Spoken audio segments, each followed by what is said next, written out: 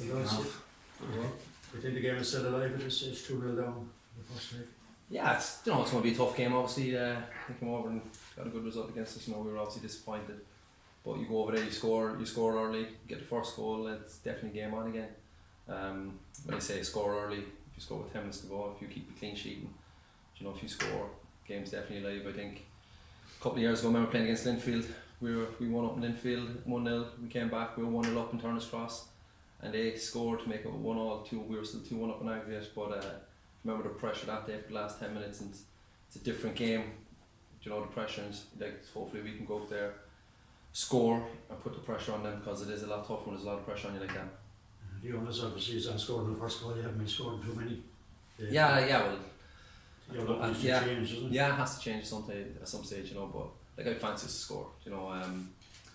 Like you say, we haven't scored many recently, but I still fancy to score over there. The boys are confident in the dressing room at the moment.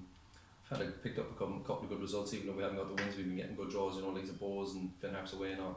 We've been playing pretty well, but going over there, our main thing is if we can score first, then he's definitely still alive, and hopefully our aim is to go and win the game.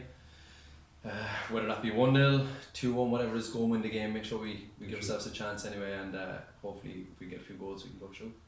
Did they surprise you last week? Yeah, I guess. Really, yeah, but mostly in these rounds, a lot of teams you play, just because they're from Luxembourg or whatever, people automatically think these teams are poor or whatever. They're not. They're technically very, very good. So we knew to be technically good. It was just you look at the goals, we can see they're sloppy goals to give away, and other than that, I don't think I had a save to make in the game. Came off after the game, not really thinking I'd done much in the game because I didn't get much of the ball. But if we can cut out the silly mistakes and, like I say, score early, we're still definitely in there with a good show. Mark, the incentive remains the same. Huge incentive to get past this run financially, and confidence in the whole work. So the incentive is still the same. Of course it is. Yeah, listen. Obviously, we'd like going over there a different result, but the result is what it is. But like I said earlier, if you score early, it's a total different game. Pressure's all on them then.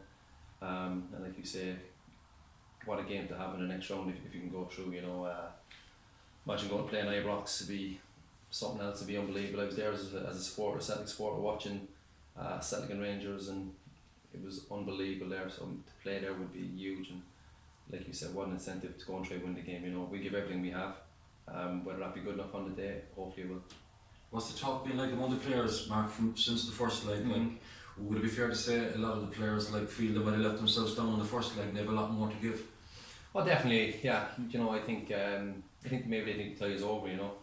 On our own behalf, I suppose we could have been a lot better.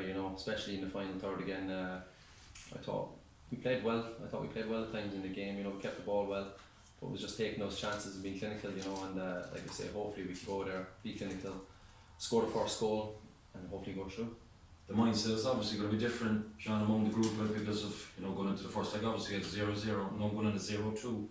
It's a different challenge, isn't it? Yeah. But we're going to try win the game.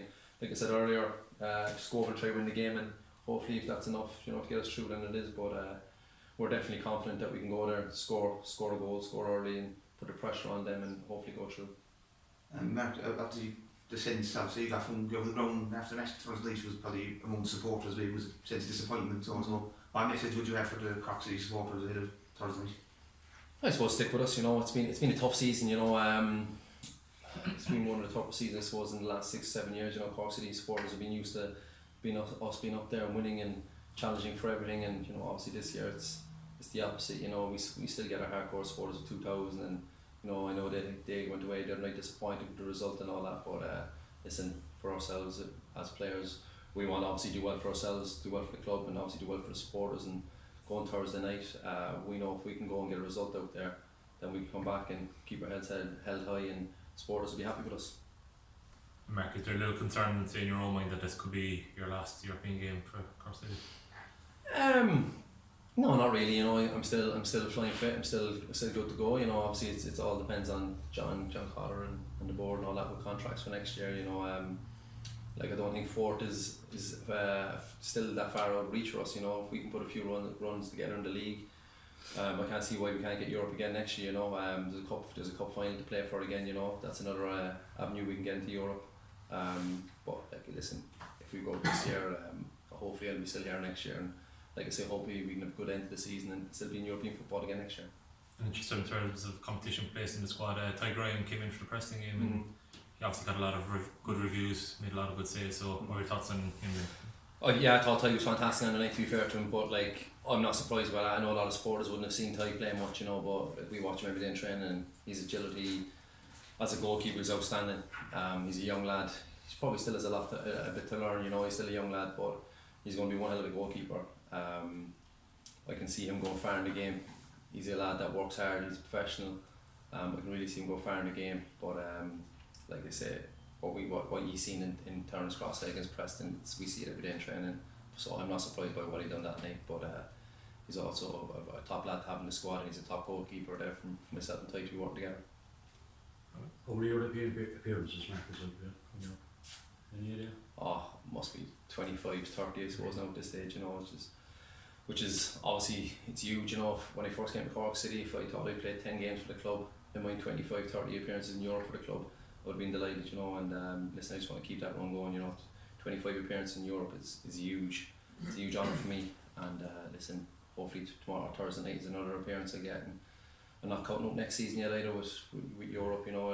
As a squad, we want to work hard to try to get European football again next year.